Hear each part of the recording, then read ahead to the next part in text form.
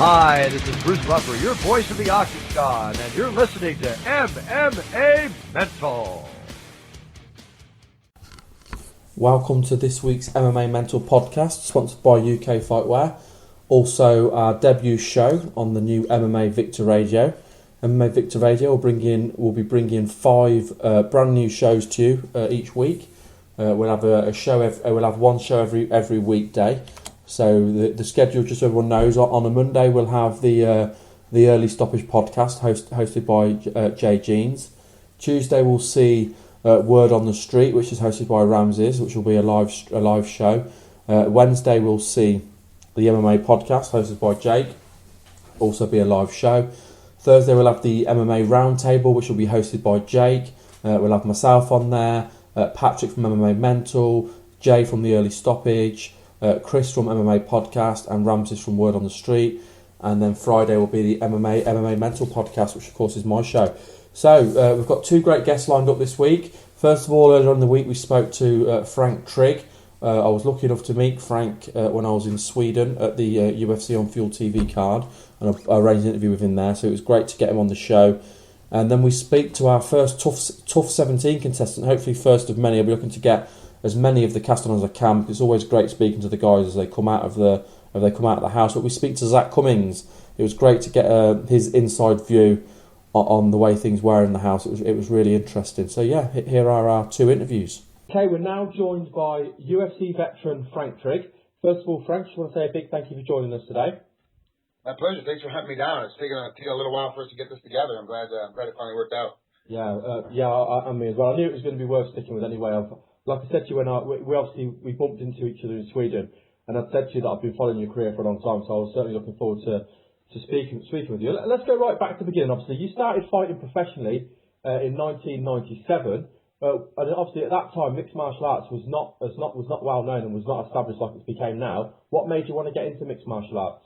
Well, I actually started in '96, right after my eligibility ran out with college wrestling. The NCAA doesn't allow you to do anything else when you're making money while you're still competing for colleges. So I started right after my eligibility ran out in '96. Did a couple of, back then they were underground, illegal, fights whatever, but we were getting paid. The reason why I started MMA as a whole was because I was trying to make an Olympic team and a world team. And I just had this conversation about 10 minutes ago with Daniel Cormier, who's fighting this weekend, ready to fight Frank Mir, about he's actually I think it's Oliver, one of the new wrestlers that's trying out this week for the world team here in Vegas for freestyle wrestling, for Olympic wrestling. Daniel Cormier is actually taking money out of his own pocket to sponsor this guy. He's helping sponsor this guy as he tries out for Olympic dream because there's no money in it when we're trying to do it. I started fighting to pay so I could continue to train as a wrestler. That's the only reason why I started fighting.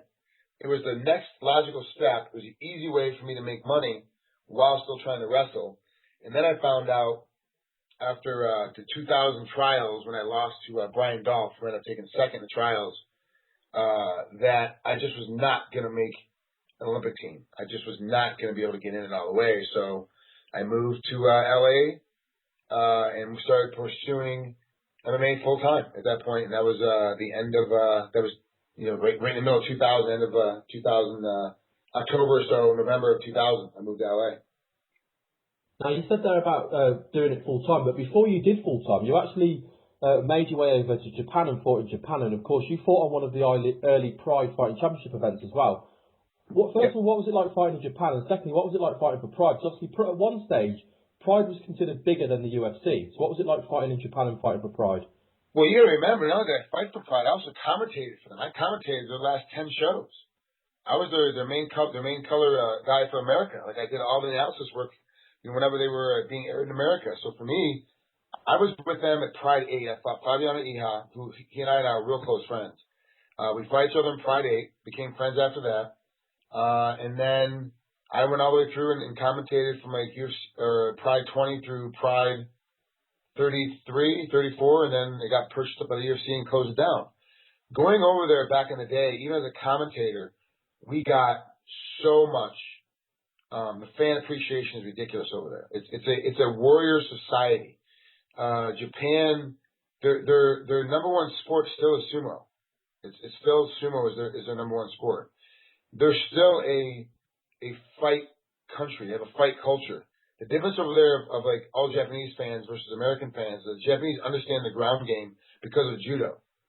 They understand that the national martial art for Japan is judo. They understand how the ground game works. So when you're on the ground in a fight, they get it. They love guys like Aoki over there because he's such a ground technician. They love guys over there like Barry Yoshida because he's such a ground, and Gabaka and those guys, because they're all ground technicians. They love those guys. And the Japanese fans don't care if you win or lose. They just want to see a good fight. So if you go out there and you win a really boring fight, they're not going to call you back to come back and fight again. If you're going to go out there and put on an exciting fight, and even if you lose, but it's exciting, that's all they want. That's all they want. It's really interesting flying over to Japan. I've been over there 36 times, 37 times for different events, and I love it. Japan it's one of the most fun countries you can go to, and it's very, very old school, traditional 1800 style mentality meets, the Western style of everything has to come together and be quick, and it's bright lights and party all the time kind of mentality. So you go over there and you see this very dynamic of East meets West. And it's almost confusing sometimes. You're not ready to deal with it. You mentioned there about the fans' view of the fights, and there certainly was a different feel to MMA in Japan than what there is in what we've got in North America now. So with the way the fans viewed it, and with the fact that they wanted someone who was excited, not necessarily someone to win, does that make you change your approach to fighting while you're in Japan? No, I was always real aggressive. I was always a real get in your face and attack, and wait it out with speed and strength. That was always kind of my style. So over there was just a perfect fit for Japan. Like, they loved it. It was a great fit. Yeah. Did you think as well with Japan, with like you say there about your aggressiveness and you get in your face, which of course is what you're known for, but do you think they did seem to love that in Japan? But do you think that's because they've got such a big following for pro wrestling as well, so they kind of like the pro wrestling build-up side to some of the MMA fights? Yeah, they do a lot of, mismatches just to see what happens. Ikuhisa Pong Minowa versus Giant Silva. It was like a 265-pound, 7'2" man versus a guy that was 210 pounds and 5'10". They just love the random mismatch to see what would go on. Remember, it was over, and I want to say Pride 1 was Takada versus versus Hickson Gracie. That was like that was the main event of that night. It was ridiculous. Like, they always do these great, big, humongous mix. Takada's a pro wrestler versus Hickson Gracie, who's, Hickson Gracie, he's the best, according to the family, that Hickson was always the best jiu-jitsu practitioner out there and just never competed. The UFC was started by the Gracie family to have Hickson fight, and Hickson said, no, it'd be better for Hoist to go do it. And so it was for Hickson, but they made Hoist fight, and Hoist is, now the name everybody runs around with when it comes to MMA. But it was Hickson was like that first deal. So the Japanese fans love that really weird matchup, and they want to see how it's going to work out, and they love the gimmick. They love the gimmick. That's one of the things they love doing. And it makes it so much easier when you go over to fight, when you know that it's entertainment to them. Wins and losses don't count. It makes it easier as a fighter to be able to compete. Now, moving forward, obviously, we move forward to early 2000s, and of course you signed with the UFC. Now, it's worth noting as well that you've built yourself up such a big reputation outside of the UFC that your first fight for the UFC was for the welterweight title, of course, against Matt Hughes. What was it like fighting for the UFC, and what was it like going straight into a title fight? Well, back then it was so new. The UFC was only doing 6 to 8 fights a year. Like they were so small. They weren't doing that much. Zuffa had just taken over. Frank and Lorenzo Fertitta had just purchased the company. Dana White was just some guy that he had hair back then. He wore a suit all the time. He had a shirt and tie on all the time. Like, it was a totally different game back then. Like, going into a title fight for the first time in this big organization, it didn't mean anything. It just meant there was more money. That's the only difference, because the competitors back then were having to change promotions and fight different places so often because these promotions couldn't keep the guy busy. If a fighter wanted to fight 4 times, he had to fight for 3 different organizations to make it work. So me jumping in back then wasn't that big of a deal. When it happens now, it's a huge deal. It's a really, really big deal when it happens now, because there's so much more talent. There's so much longer. And you bring somebody in from the outside, they come over and they get an immediate title shot. It's tough when a guy changes weight classes, and they give him an immediate title shot. That's tough to give him a title shot because there's so many other people in the weight that just are more deserving. back then it was common practice. Like, that didn't make that much of a difference. And remember, we're UFC 159 is coming up next. 158 is coming up next. Yeah. I fought UFC 45. That was my first event. Was UFC 45. So it was forever ago. Also, one of the things that always stood out about me, and whenever you were included in a build-up to the match, to a fight, there always seemed like bad blood. I remember the bad blood between you and Matt Hughes. I remember the bad blood between you and Dennis Hallman. So, with regards to Matt Hughes, I know you fought Matt Hughes a couple of times. How much of that was part of the build-up, or how much of it was genuine bad blood? I made it all up. He was serious. I made all mine up. I could care less. He's not a talker. And back then, you had to sell a fight. We didn't have pay-per-view and Road to the Octagon and stuff on Fuel and stuff on FX and stuff on Fox. We didn't have all that stuff. All we had was the media machine, the internet media machine. We had like Full Contact Fighter. We had Sherdog. We had MMA Weekly, and that was basically it as far as media that was following MMA as a whole. And so we had to sell stuff. You had to make stuff work, and you had to pitch it for the pay-per-view show, and people want to watch. So somebody asked me the other day, like, what I think about Chael Sonnen, how he talks his way into these fights. I go, what do you think I did? Like, that's what I did to get into these fights. Is I just ran my mouth, and that's how it worked. And it's just one of those deals that I had to make stuff up to make it sellable, because Matt's just not going to talk. It's not his style. So people would want to watch our fight to want to buy tickets, because that means more income for me later down the road when I go to renegotiate my contracts. I know I get what you're saying there, but was there ever any bad blood between anyone that you faced? Not for me. No, not really. Yeah. Cool. I don't really. To me, fighting is a business. This is all about business. So it's not about trying to have to hate the guy I'm across the ring from. It's just a business position. So I'm just trying to fight for a business. So I don't hate any of these guys. If they're friends of mine, I'll fight my friend. I'll fight my training partner just as easy as I fight somebody I don't like or I don't know. Because it's a business. It's not a personal thing. Like, I don't personally, try to get after somebody. I just do it to sell a fight. That's what I'm trying to do. Now, with regards to the UFC, obviously you had a good run in the UFC. You've obviously come back and fought the UFC since as well. What were your experiences with the UFC? What were they like as a promotion back then to work for? Back in the day, you could get a hold of, like back in UFC, 45, 50, 52, 54, you could get a hold of, you could call Dana White's office and 2 times out of 10, he'd actually answer it. He'd actually pick up the phone. Donna was just too busy, couldn't get the phone, and Dan just picked it up. Dana White's office, you can walk in unannounced, no appointment, just walk right in the building. Same office they're in now, just walk right in there, no problem.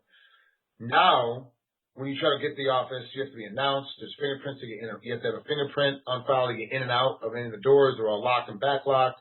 It's a maze back there now. You have no idea where you're going. It's a big deal. It's a really, really big deal now to go over there. Like, the media machine went from like 3 at UFC 45 to 103 that wanted to talk to me at UFC 101. So it was like ridiculous, the difference in size of the juggernaut, the marketing machine, the media presence that they have now. The UFC is a completely different animal from UFC 45 to UFC 159, 58, 59, whichever one we got coming up next. With regards to not just UFC but MMA in general, when you first started out, could you ever imagine it being the way it is now, the way it's steamrolled and become so global? And obviously, like you say, it's become an animal now in a sense. No, we knew that Dana White was going to make it huge in America. And that was kind of our vision, was like, it's just going to be big in America, and that's kind of where it's going to be, the U.S. and Canada. We didn't realize he was literally going to go over and grab up the biggest organization in the world in Pride, or in Pride and in Dream and all that, and make them be part of the UFC, take over their contracts. Like, we didn't realize that was going to happen. Have them all of a sudden going to Stockholm, where we got to meet each other. Being over in Germany. Like, we had no idea that was going to happen. And then just all of a sudden, Dana just made it happen. Like, Dana went and dragged it and made it happen. But we didn't see that happening, 15 years ago, 16 years ago. That was never going to happen. But now it's just amazing. And he said a couple of years ago, Dana White did, that he wanted to have 100 fights in 1 year. And he wanted to do something where he's having like 4 or 5 fights in one night throughout the world. And I kind of laughed at him when he said it. Like, there's no way that's going to happen. Then flash forward a couple of years, and I was just like, wow, this actually could happen. It's very easy for him to have a fight in Stockholm, a fight in Sydney, Australia, a fight in New Jersey, and then a fight or have a fight in LA and have a fight in Montreal, all the same night, all the same time. Now, logistically, it'd be a nightmare. How to get all the fighters everywhere, like what team is going where to cover what, who's going to film what, doing where. That helps them logistically. It's crazy, but it's feasible. It could actually happen now. He's having 4 fights in one night. We've done it where he had a fight in Australia on a Saturday night in Australia, and they had a fight on a Saturday night in America. Where on Friday night we're watching a live event from Australia in North America, and then Saturday night we're watching a live event from North America. I mean, it was ridiculous. Like it can happen now, where all of a sudden these guys can throw 100. The expansion of the sport as a whole is ridiculous. Then you get fights like other promotions in the States, like Legacy, Titan Fighting Championships, RFA, Maximum Fighting Championships up in Canada, that are riding on that media machine that the UFC has and makes their promotion bigger and better. They're fighting MMA too, and people now are watching it on Fox local. All of a sudden now we're going home and watching it live at home as well. Same thing with like Cage Warriors and BAMA in England and in the UK, where they're able to do the exact same thing with the organization and make it expand so quickly because of the UFC media machine that's helping them in their own countries. You're absolutely right, and they've paved the way, haven't they, with setting down getting it all safe and sanctioned and all that, which is fantastic for not just for the UFC but the sport as a whole. I wanted to talk about BAMA because obviously you have fought in BAMA twice in 2011. What was your experiences like fighting in the UK, and what was your experiences like fighting for BAMA? Fighting in the UK is fun. Yeah, I like it. It's a neat time. I like going over there. I don't particularly like your traditional English food. That's not my thing, but it is fun. And I do like fighting over there. I had a great time. I fought John Phillips the first one. I fought Jim Wallhead the second time. It's like any other place. It's easy for us because everyone speaks English, so it makes it simple for Americans to get around because we're too lazy to learn another language. And then it's they're welcoming to us. They're one of our major allies, so that they don't mind Americans walking around town and talking, asking questions. So it was fun. I've always had a great time fighting over in England. I mean, you have fought, literally all over the world, and you've faced some of the biggest names in mixed martial arts across your career. Of course, you were one of the biggest names, at one stage as well, and they're still considered, a true MMA veteran. What are some of your personal highlights from your career so far? I was the first fighter to fight on a main event of a card and also commentate that same main event. I did that in Pride 32 when I fought Masaki. I fought second fight of the night on pay-per-view, and then by the fourth fight of the night before the start of the fourth fight, I was in my shirt and tie, my suit jacket, and I was sitting at the table, sitting at the broadcast table, calling the fights. So that's never been done before. No other athlete has ever done that. No other commentator has ever done that, to my knowledge. And I was the first and only one to ever do it. We actually competed on the main event of a card as well as called that main event from a commentating standpoint. So it was great. That's probably one of the biggest highlights of my entire career from taking both sides of the coin, being a commentator as well as being a fighter. From a commentating standpoint, of course, is calling Fedor and Krokop fights, calling the Nogueira brothers over in Japan as a commentator has been the highlight so far. It's been amazing being able to call those guys and be able to talk to them and interview them before and after, and it was incredible. It was absolutely incredible. And then from a fight standpoint, probably the two battles with Hughes obviously were big highlights because everyone remembers those and they still talk about them all the time. But my Trudeau Verissimo fight was a big one for me, and then fighting Dennis Hallman the first time was a big deal because it was for a title over in WFA. When we fought the second time, it was just him running his mouth trying to get a second fight out of it, but it didn't happen that way. But for him, he ended up getting beat up again anyway, so it didn't really make much of a difference. But those are probably the major highlights so far of my athletic and commentating career. Yeah, you talked there about the commentary. Now, obviously, that's something that you're still doing. With regards to fighting, now you haven't fought for a couple of years. Do you still plan to fight, or are you looking to put that to one side to concentrate on your commentating? Yeah, as far as my knowledge, I still have one more fight left with BAMA. They just haven't called us to bring us back and have me fight in my last fight in the contract. And then, I get offers all the time to fight, but it's a ratio of during a training camp of an 8-week training camp, I can only concentrate on fighting for 8 weeks. But during that same 8 weeks, I could commentate all 8 weeks. I could have a show for 8 weeks in a row. So the amount of money that someone needs to pay me just isn't the amount that these people are calling me with to go fight. I need a significant much more amount of money to stop commentating for those 8 weeks to go fight. So I just haven't been fighting. And now I'm moving on, trying to do more show hosting and trying to do more commentating on bigger shows. And I'm hoping at some point the UFC expands to a third commentating team. Right now they're using Anik and Florian and Goldberg and Rogan. I'm hoping they're going to get so big they're going to need to expand to a third one. I'll be able to at least apply for the job and try to get in there and be one of the guys on that third team. And then trying to find a home with somebody that I can work all the time, a couple times a week or a couple times a month, doing different stuff for them, getting ready to call fights for them all the time. So I'm just looking for that next big job. You talked there about programming. What kind of programming have you been doing, or what kind of programming have you got lined up? Well, I've been trying to do some show hosting. I've been doing some small shows here in Vegas, to some small one-off shows, pilot shows, trying to get my show hosting chops put together. And then I'm working on a couple different shows where I'm actually like a talk show kind of situation, sports related, but not just MMA related. Trying to do other stuff because that's more what I'm fit for and more what I'm attuned for is being a show host. Of course, everybody wants to be like Joe Rogan, where they have a fear factor type of show, and then they still have the UFC, and then he also does stand-up comedy as well. But everyone wants to be that kind of guy. But I would love to have something like that where I'm show hosting like a big deal, a big deal show, and then moving on to and going on still commentating MMA shows as well. Now you talk about commentating. Now I know you'll be commentating soon back in the UK. You'll be commentating in Wales for Cage Warriors. What other have you got any other commentating coming up that we'd like you can let us know about? No, nothing locked in right now. I've been doing did a couple of shows here for Spike TV. I'm getting ready to go do a couple of appearances to different Spike TV shows. But as far as commentating goes, the next gig I have is the Cage Warriors gig, and that's the only official gig that I have as of right now. But the way that the world of commentating works very strangely, where I'll get a call all of a sudden, hey, we need you next week. Are you available next week to come fly up and do the show? And then all of a sudden I'm doing the show. So it's very strange. Like all of a sudden you won't have any work for like 3 or 4 months, and then you turn around and you're booked for 6 weeks in a row. That's just kind of how it goes. But it's obviously commentating is something that you love, and you want to try and take that as as far as you can, like you did with your fighting.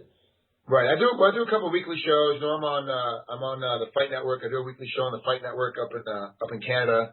I also do a couple of different shows on DonBest.com and MMADraft.com. I'm doing a lot of show hosting for MMA Draft. Interviewing amateur fighters on MMA Draft, interviewing on DonBest.com and MMA Oddsbreaker.com. I do a lot of fighter interviews where I'm interviewing a bunch of different fighters. But yeah, I'm waiting for the next commentating job. We got a couple of things in the works, but nothing's been official yet. So I'm waiting to say anything before I want to be signed before I say anything for sure.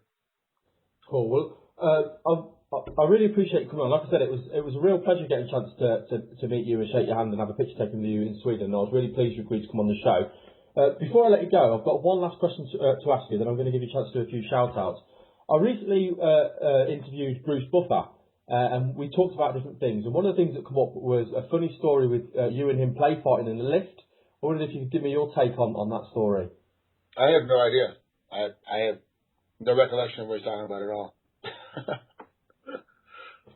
No. People have been asking me about that thing for years. I have no clue. I mean, Dana White and Mike Goldberg and this guy Tom and some other people were in the elevator with us, and I asked Mike Goldberg if he remembered it, and he's like, he couldn't remember it either. So, I mean, it's in the book, and it is a significant event with Bruce Buffer because he cut his thumb on my watch.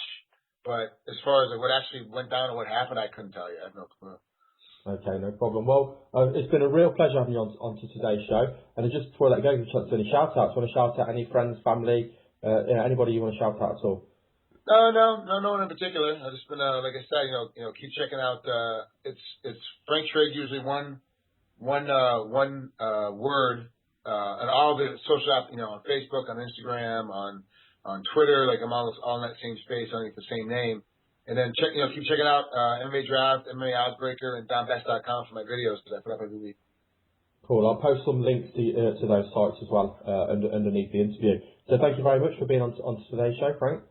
Appreciate it, Ray. Thanks. Okay, we are now joined by Zak Cummings. First of all, Zak, thank you for joining us today. Thanks for having me on. My pleasure. So obviously Zak is just coming off the latest season of Ultimate Fighter. You were due to fight on the finale, but you had to pull out with injury. Is that correct? Yeah, I tore my hamstring about 2 weeks out of outside the fight and forced me to pull out of the fight. Oh, what a shame. So before we talk a little bit about the season, what will happen now then? Will you get another fight in the UFC? Yeah, I've talked to Dana White, I've talked to Joe Silva. They both completely understand that the injuries happen. And I was actually up training with Chael, so he was talking. They knew that it was a legit injury, and I just wasn't making excuses. I actually was trying to fight through it. So they understand, and they said, they'll give me my shot. Just let them know as soon as I heal up, and they'll get me in there. So what was it like knowing that you've still got that, you've still got that sort of forward to kind of help get you motivated to get yourself healed back up again? Because obviously it's a big opportunity fighting in the UFC, isn't it? Yeah, it's a huge opportunity, a dream of mine. So definitely hoping it happens. Okay, let's talk a little bit about the Ultimate Fighter. Obviously, you were all pulled together, and you were told, of course, which probably by now you knew you're going to have to fight to get in the house. Now, your first fight was against a pretty well-known guy, like obviously you're well-known as well, pretty well-known guy, Trigg. What did you know about him going in? Honestly, I didn't really know much of anything about him. I know he walked by Chael, and sorry, real quick. He walked by Chael. I know Chael said something about that he was a stud or something, and that was so I knew that. I knew Chael knew him. I knew Chael respected him.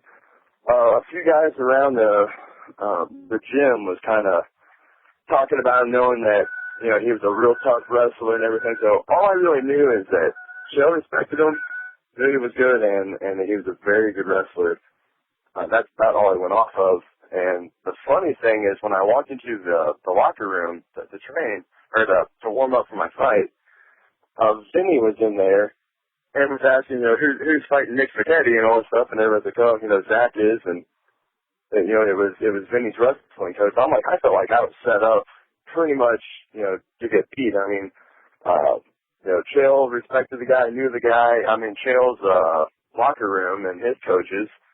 And then there was guys like Vinny and everybody who, that was his wrestling coach. So everybody was pretty much expecting Nick to just walk right through me. But, obviously, that's not what happened. I mean, and I'm sure you went into the fight and you knew you could win the fight. Did you expect to win it like that? I didn't, honestly. I knew it would be. I was expecting a war. I mean, I knew the guy's a very good wrestler. I'm a decent wrestler myself, but I'm not I want the alternate. So, I mean, I felt pretty good in all aspects of the game, but I mean, did I know I was going to come out there and catch him with the lead hook and drop him in 7 seconds? No, I wasn't expecting that at all, but I was happy. How nice is it to move through that fight and not just obviously win the fight, but obviously move through with obviously 0 damage and get yourself into the house? Yeah, it was great having no damage for the house. Downside is I was the very last guy to fight the prelims, and I actually kind of got a little beat up throughout practice. So I was a little more beat up for the second fight than I would have been if I fought a little earlier. But that's kind of what you expect whenever you train that hard with that many good guys. What was it like in the house? And what was it like training with not just the other fighters, but training with the coaches as well? It was a great experience. It actually gave me a lot of confidence. I mean, I've got a 15-3 record. I've fought on some big levels and some big stages, but having that many guys my size and all the same weight class and everything going at it was really good to it was great training, but then also having the coaches, we had Chael, Yushin Okami, who's one of the top middleweights, in the world, was there, and, we were able, a couple of us were able, to hold our own with him, and that really gave me a big confidence booster, knowing how good he is, and, I mean, I know practice is practice, but, you know, being able to beat him at certain times and in certain positions and, you know, having good rounds against him really is a confidence booster. So, I mean, it was amazing. Now, one of the things that stood out to me as well was obviously after that you'd all fought, you're all in the house. After you'd all fought and you had your 7 through, you're then going to get your wildcard slots. It was down to 4 guys. It was between you and King Casey, and it was between Clint Hester and Bubba McDaniel. Now, I was watching that as a fan, and we obviously knew they were going to pick one from each team. And my first thought was it should be Clint, because he looked really good in his fight when he lost.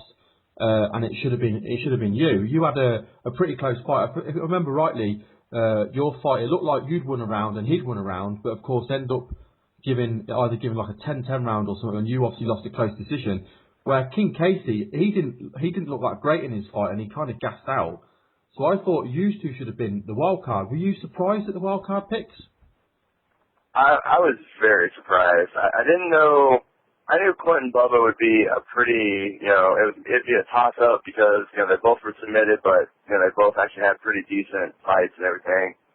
I mean, I respect Clint a lot. I do kind of agree that, you know, Jones made the right decision of giving it to Bubba, that he, you know, he's been in the sport a lot longer. He's put in a lot more time, and that was his deciding factor. If that was his deciding factor, then I agree with it. It was a really close call for either one of them. I was very surprised I didn't get it. I mean, like you said, I thought I won the first round. It was very close. I mean, I won the first half, but it was complete domination. And the second half, you know, I let him sweep me, and he was throwing some elbows. The thing is, on TV, not a lot landed. A lot of them were missing and glancing, and so I really didn't take any damage on the ground. He was just controlling, but, you know, I still thought I won that round. Even the second round, he controlled, you know, 4 minutes of the round. He didn't even remember that entire round. I about had him knocked out, and, you know, me being stupid, I went for that flying knee, and he caught me, took me down, and controlled me, which, you know, I would have liked to have seen that round, me, stood up a few times, you know. Me and Herb Dean kept, you know, threatening to stand it up and never did. But I mean, I can't really blame someone, you know, for me not getting up. So I was surprised. I thought I should have had it. Afterwards, Chael came up to me and said that Dana was very impressed with my performance. The fight to get in the house, the fight with Dylan, and I guess he really thought that I would get another shot in the UFC by my performance. And he said he couldn't say the same about Kevin Casey. You know, Kevin showed up and just didn't perform at all. And he said that he made that decision to give Kevin a second chance to basically to prove himself to Dana White and try to get a fight in the UFC. As that's how it was explained to me. And if that was his, you know, I mean, I should have lost in the first place, so I can't really get upset with someone for not giving me a second chance. But I was surprised. But that was the explanation that I was given. I've got to be honest with you, that's awful. Absolutely terrible. You're supposed to be picked on, you know, your performances in the house and who showed the most, and that's why they give you the wildcard slot. And to give it for that reason, I mean, that just seemed, for me as a fan, that just seems absolutely terrible. I mean, my first thought, like I said, was it should have been you versus Clint. And ironically, that was supposed to be the fight in the finale as well, which was quite ironic because that should have been the... I'm really surprised at that. I think that's a really, really bad call. I mean, Chael Sonnen come across really well on the show. I mean, he's a great fighter, a great coach, and a great personality. And he did, he did come across really well on the show. And I'm a bit surprised at that. What was it like working with Chael on such a close level? Because he obviously is, you know, probably one of the biggest names in the sport at the moment. Yeah, I mean, you know, I was a fan of Chael's back, you know, when he first was getting a fight with the WC and everything, before he really started bringing out that big persona and, you know, and all the talking to the media and everything. So I didn't know what to expect, knowing it was going to be, you know, a televised reality show and everything where the camera's always going to be on him. What's he going to be himself? What's he going to be that, you know, that character that he normally comes out with? And he honestly surprised me, and he is a very, very good player. He's a great coach. You know, he's an amazing fighter, but he is just an amazing person. Like, he's a very, very solid individual, and being able to get that close and to meet him and see how he really is was a great experience. And I even went out to Portland and trained for about 4 weeks out there with him, and off camera and everything, and he was the exact same way. So that he has earned so much respect from me that it's not even funny, and I'll be a fan of his, and I will back him up till the day I die, pretty much. I've got to be honest. I mean, I like Chad. Obviously I've not interacted with like you have, but I like him. I like what he does. I think the way he promotes himself is fantastic. But watching him on the show, it was a different. You did seem to see a different side to him, and the way, especially when he was 1-to-1 with somebody, he seemed to just be able to. There seems to be a connection between him and whoever he was talking to at that time. And he certainly, I think he won a lot of people over on that show. I think they've seen a very, very kind of personal side to him rather than the persona that he puts out. Yeah, I think so. I mean, a lot of people judged him towards a lot of stuff he was saying to amp up the Anderson Silva fights and everything, talking about Brazil, but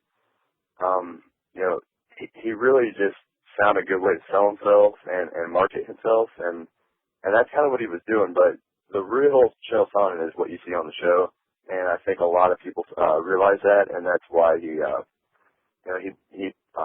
gained a whole new fan base and actually changed a lot of people's minds. So, and I'm really happy actually for him that people actually get to see the real Chael. Now, let's talk about some of the other stuff that we saw go on in the house. There's obviously a lot of hype during the whole season about the man everyone was scared to fight, and obviously Dana White loved Uriah Hall, and we saw what he did to Adam Seller and what he did to Bubba McDaniel. Obviously, I think a lot of people expected Uriah Hall to make the final. Was you surprised at the fact that he was facing Calvin Gastelum in the final?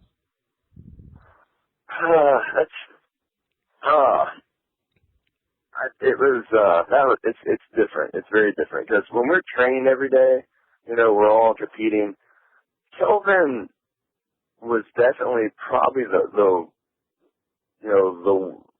worst link on our team. He was the worst cat there. He wasn't a great grappler anywhere. He's a decent wrestler, not amazing. He's a decent boxer. He was just pretty good everywhere, but he wasn't really great at anything. And he was the last one picked. I mean, during practice, once again, obviously practice doesn't mean much because Kevin Casey is an absolute monster in practice. And that also might have been one of the reasons that, Chael gave him another chance on the wild card, because he knew how good he really could be. Kelvin was pretty much getting beat by everybody, every day. And, when it came to striking, Uriah was the same way. Uriah's a very good striker. If someone was able to take him down and put pressure on him and get him out of his element, then, he was getting beat quite a bit too. So, knowing how dangerous Uriah was, it didn't surprise me, especially the route he took. He got Adam, which was a great matchup for him, and then he fought Bubba, who just got done fighting multiple fights and everything, and he caught him with a great right hand and put him to sleep, and then he fought Dylan, who had Dylan had 3 wars and could barely walk before he even had that fight. So I'm not taking anything away from Uriah. He's a great fighter, and he's got a bright future. You go see, they love him. He's very marketable. He's a very good fighter, and I don't care who you are, he is dangerous. If he hits you and catches you with what he's good at, he's putting someone to sleep. Kelvin just was having fun the whole time and just kept going in there and winning. He was the underdog in every fight, and he just put his game face on and went to work. And it was so fun to watch. And, he became a little brother to, all of us. And, I think after he beat Josh, I don't know if you guys saw the celebration between our team, but I was, more excited for him winning that fight than, I get whenever I win a fight. It was a weird feeling. The house messes with you. It messes with your mind and everything because, you live with these guys, you make really good friends. So even though it's a fighting competition, like we really got close to each other. And Kelvin just won everybody over. He's just that goofy little kid that was, was having a great time and just always smiling. And then when he, came to fight, he showed up. And honestly, I had a few interviews beforehand. I told him he was going to beat Uriah. He wasn't scared of him. He was just going to put pressure on him, and that's what he did. He went out there, and he didn't give Uriah that space for his timing, and he went out there and took the fight from him. Yeah, he certainly did do that, and it was very, very impressive. Now, during the show, obviously excluding any bouts that you were involved in, not the preliminaries, but which fight surprised you the most? The fight surprised me the most. There was a lot, honestly. A lot of them was Kelvin. Kelvin and Bubba surprised me. Kelvin and Josh really surprised me. And then,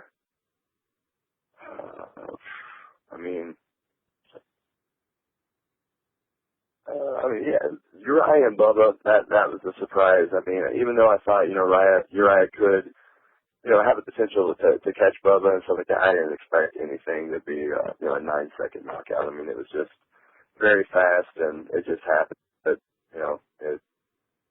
that's kind of the way the sport works. Yeah, it was. You can't really get too surprised in this sport. You have to, with the good guys, we could have that tournament 10 times and probably have a different winner every time. I think it was one of the rare seasons where they had a lot of good talent on the show, and not just or two guys.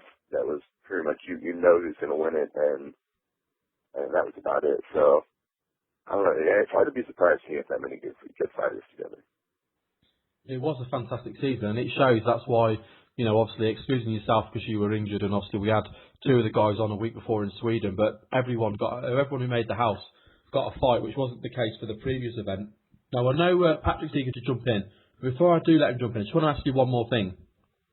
Obviously, I'm based in the UK, and there was, of course, a British fighter in the house, Luke Barnett. I know he was on your team. What were your thoughts of Luke? I love Luke. Is like one of my best friends in the house. We were roommates. There was me, Luke, and Thor, who was from Sweden. So it was kind of funny. You had my little country self, and then there was the two Europeans room with me. But Luke's a great guy. He came in the house with a great attitude. He knew he was young. Multiple times he was like, I don't even deserve to be here. He knew he only had so many fights, and there was guys that, I was 15-3 that fought on the big stage. There's, Bubba was 21-6. Dylan had the fights.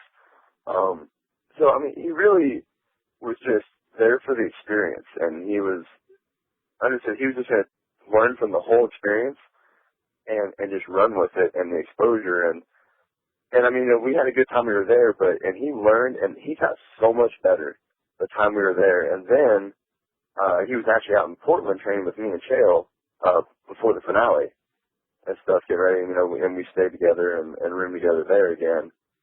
And it was amazing to see how much better he got, from the show till now. So, he's young. He just turned 25 the night that he won, and on the finale, and he just learned so fast. You show him one thing and he just picks it up. So he's a great guy. He's got a bright future.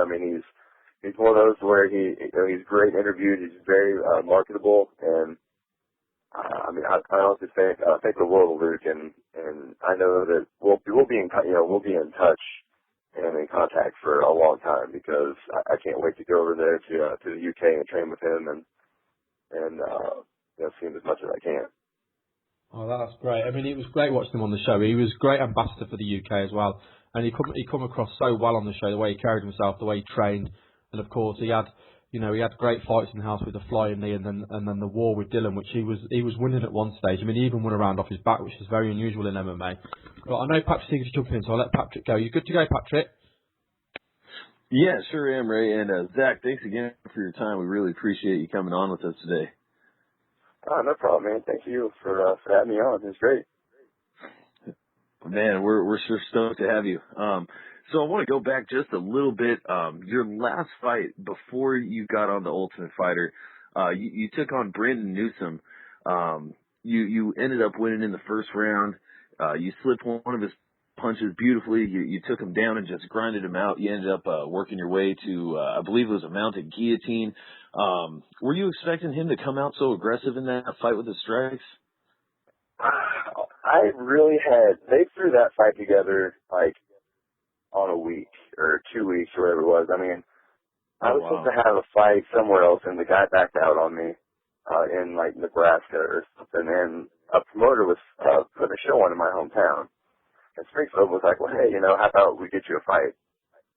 So, I said, why not? They tried to get someone and, they couldn't find anybody to take it. And, so the next day, they called me and said, how about this Brandon Newsom guy? And, I mean, I looked at, he had about a 500 record. He had, quite a few fights, but, most of his losses were just very tough guys. So I really didn't know what to expect. I didn't, get to see any film on him. And yeah, he came out the battle and kind of caught me off guard and stuff. And I really wasn't very happy with my performance in that fight. But I mean, I was able to put him away pretty quick and everything, which I was happy about. But, I don't know, he just kind of took me on my element right off the bat by coming out so aggressive. But, I don't know, I was just happy to fight through it and, get the win. Yeah, absolutely. And that's got to be, even more gratifying just being able to do that, not having seen the film of him and, of course with the record, and like you said before, we all know with MMA, you never know what's going to happen, 7-7 or not, anything could happen. So definitely a solid W. And also, when you your walkout for that fight, your walkout song was Slayer's Raining Blood.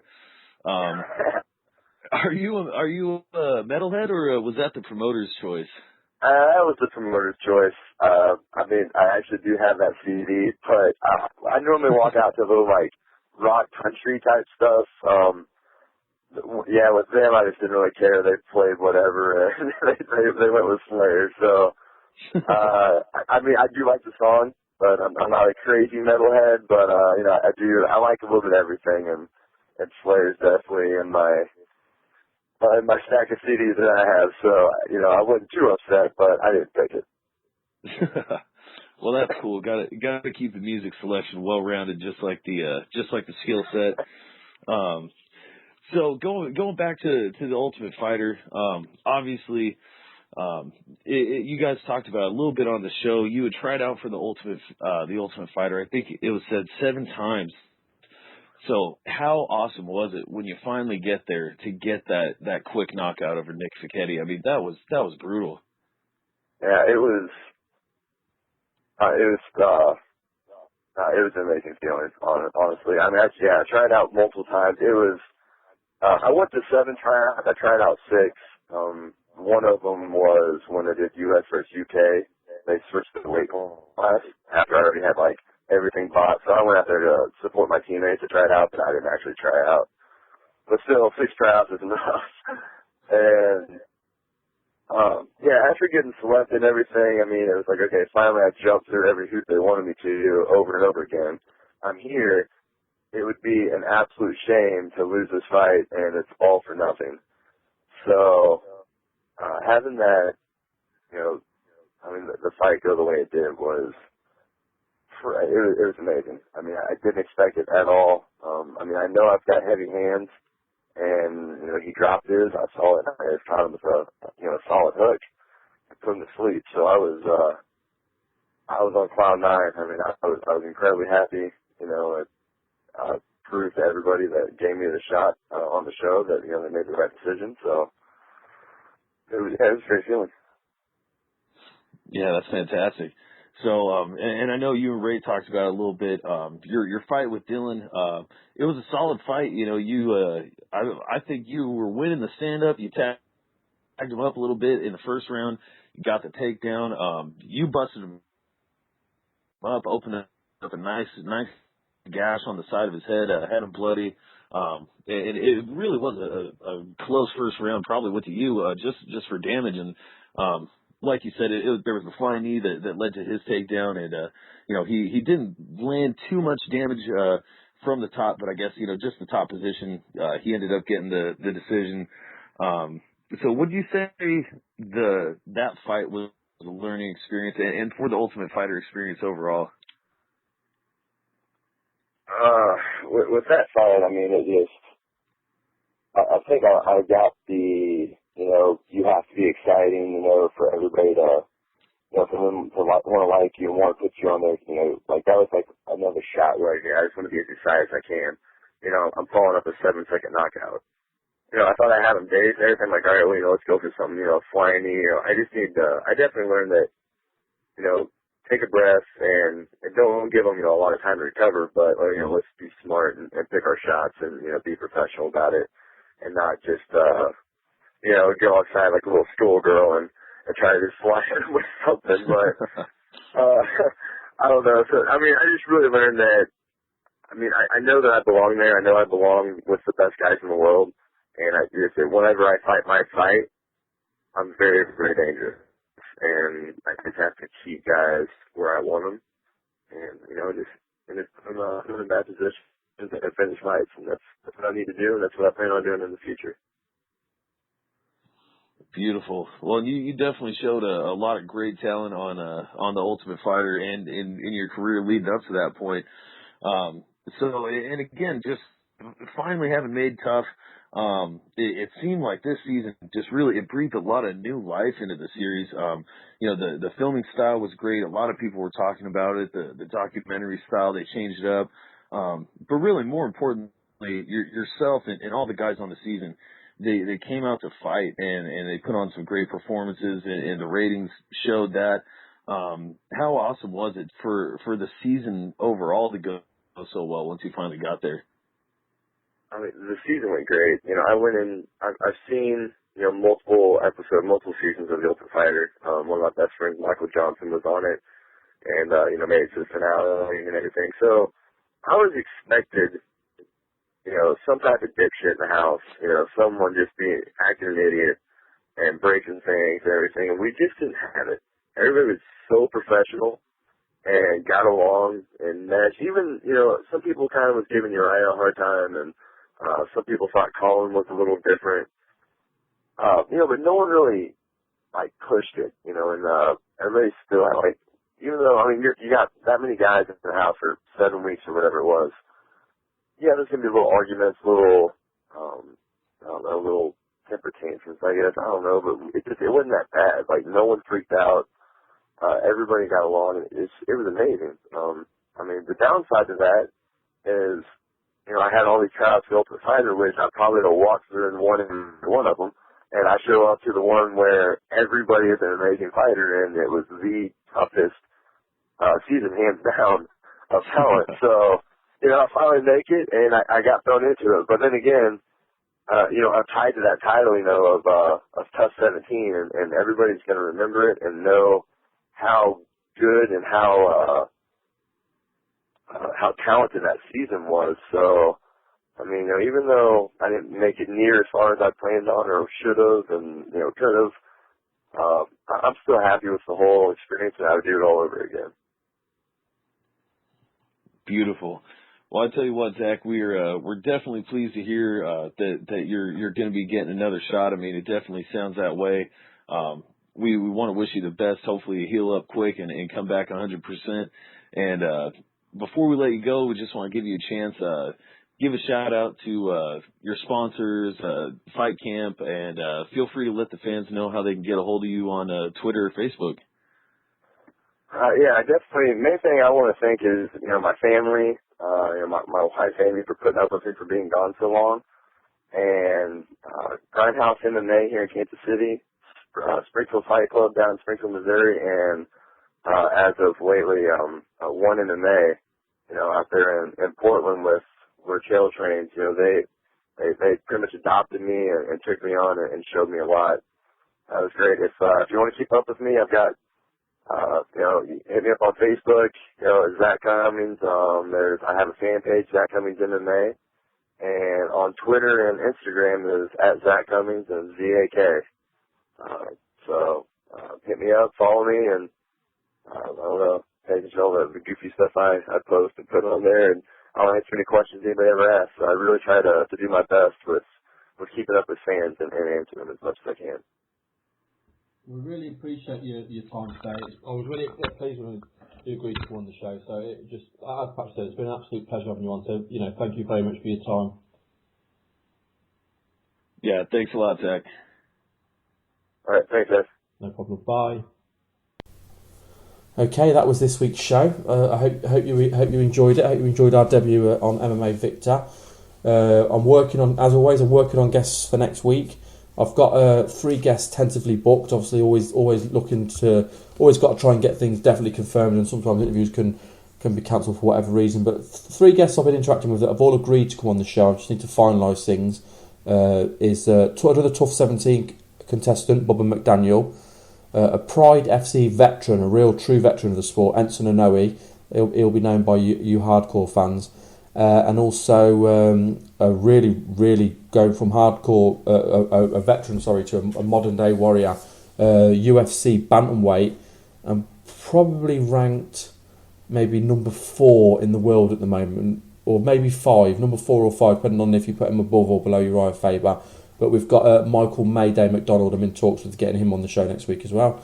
So definitely tune in for next week's show and look out for MMA Victor Radio. We'll have a new show on every weekday starting from next week.